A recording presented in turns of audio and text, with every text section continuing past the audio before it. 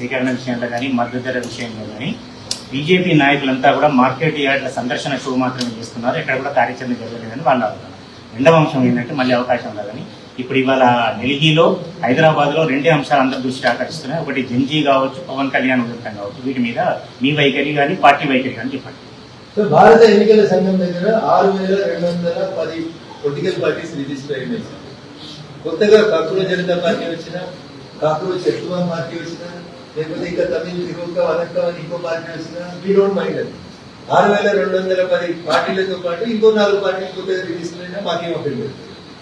ఈ దేశంలో నరేంద్ర మోడీ గారికి యువతతో ఉన్నంత కనెక్టివిటీ కానీ, నరేంద్ర మోడీ గారు అడ్రస్ చేసినంత గొప్పగా సమస్యలు అడ్రస్ చేసేటువంటి పార్టీ కానీ, నాయకుడు కానీ ఈ దేశంలో లేరని మేము అనుకుంటాం.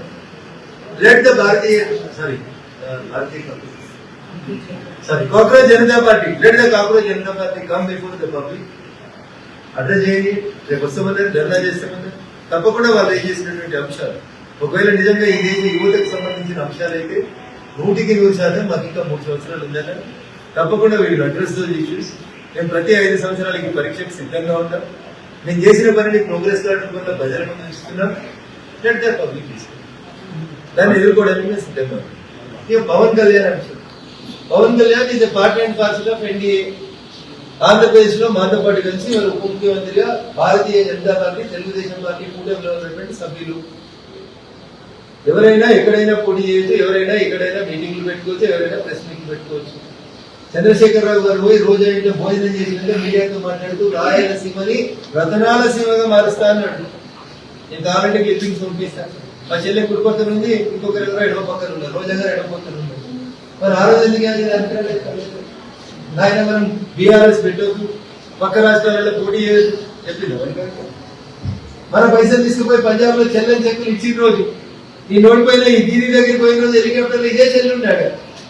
బీఆర్ఎస్ కూడా చెప్పాల్సి ఆయన మనం ఒక చిన్న పార్టీ, ఒక ప్రాంతానికి పరిమితమైన పార్టీ, పక్క రాష్ట్రాలకు పోవద్దని చెప్పాలి. సో మీరు చేస్తే రాజకీయం ఎట్లయితుంది? పవన్ కళ్యాణ్ గారు ఒక మీటింగ్ పెడితే దాంట్లో ఇంకా గొడవ చేయాల్సింది.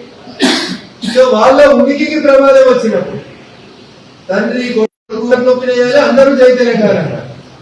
వాళ్ళు రొయ్యల పులుసు తీసుకున్నా, పంజాబ్ పోయి చెల్లని చెక్కులు వంచినా, మహారాష్ట్రలో మనమే గెలుస్తున్నామని అబద్ధాలాంటి డబ్బులు రైతులకు వంచినా మనం అందరం గౌరవం ఉండాలి. ఎందుకంటే సారీ చెప్పింది, సారీ చెప్తే మనం sit and sit, stand and stand. So డెమోక్రసీలో ఎవరైనా పార్టీ పెట్టుకోవచ్చు, ఎక్కడైనా పోటీ చేయొచ్చు. ఎవరు ఎక్కడ పోటీ చేస్తారో అభ్యర్థులు చెప్పాల్సినట్టు వస్తుంది. కానీ ఆయన మీటింగ్ పెట్టే అంశం కంటే ఆయన తెలంగాణ గురించి మాట్లాడిన అంశాల గురించి మీరు చెప్పాలి.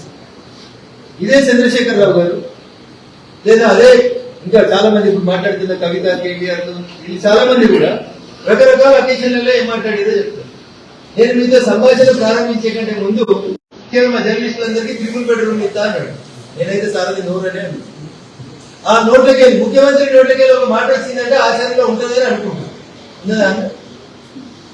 పాలమూరు పోయి చెప్పిండు, కుర్చీ వేసుకొని కూర్చుంటా, పాలమూరు ప్రాజెక్టులన్నీ కంప్లీట్ చేస్తా, పాలమూరుకి వెళ్ళి ఒక్కడు వలస ఒక్కడే చూస్తా అన్నాడు.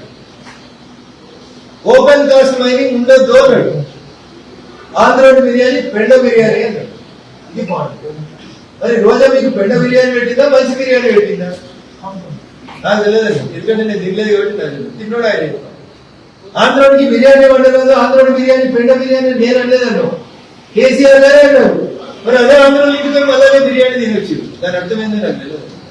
అందుకని ఆయన మాట్లాడితేనే కరెక్ట్. పవన్ కళ్యాణ్ గారు ఆ రోజు ఆవేశపూరితంగా ఏం మాట్లాడినా నేను వినలేదు, వినుంటే ఆయన దానికి సమాధానం చెప్తాడు. చెప్పాల్సిందే. రాజకీయ నాయకులు తెలిసి మాట్లాడినా, దొర్లి మాట్లాడినా it is born by record కాబట్టి ఎవరు మాట్లాడితే వాళ్ళే సమాధానం చెప్పుకుంటారు. దాని గురించి నేను తెలియదు, రకాలతో ఉచ్చుకోవచ్చు. సో ప్రాంతాలుగా విడిపోదాం, ప్రజలుగా కలిసిద్దామని ఆ నినాదం ప్రకారం తెలంగాణ విడిపోయింది. మనం ఇక్కడ ఉన్నాం, వాళ్ళు ఎక్కడ ఉన్నారు, ఎవరి పైన చేసుకుంటాం. మీరు ఎందుకంత ఉనికిపడుతున్నారు? మీరు ఉనికిపడాల్సిన అవసరం ఏముంది? మీరు ఆంధ్రప్రదేశ్ లో బీఆర్ఎస్ బ్రాంచ్ పెట్టిన రోజు, బీఆర్ఎస్ బ్రాంచ్ కి తోట చంద్రశేఖర్ అని ఒక కన్స్ట్రక్టర్ బిల్డర్ ని తీసుకుపోయి అధ్యక్షుని పెట్టిన రోజు ఆ రోజు లేని ఇబ్బంది. పవన్ కళ్యాణ్ బ్రాంచ్ ఆఫీస్ పెట్టలే, పవన్ కళ్యాణ్ తెలంగాణలో పోటీ చేస్తా ఉంది, పవన్ కళ్యాణ్ ఇంకేదో ఎందుకు ఆగబోతున్నారు? వచ్చేసి వెరీ అన్ఫేర్. ఎవరన్నా ఎక్కడన్నా పోటీ చేయలేదు. రేవంత్ రెడ్డి గారు తమిళ రాదు, తమిళనాడులో ప్రచారం చేయలేదా? మలయాళం రాదు, కేరళ వైపు ప్రచారం చేయలేదా? హిందీ రాదు, జంతర్ మంతర్ గురించి ధర్నా చేయలేదా?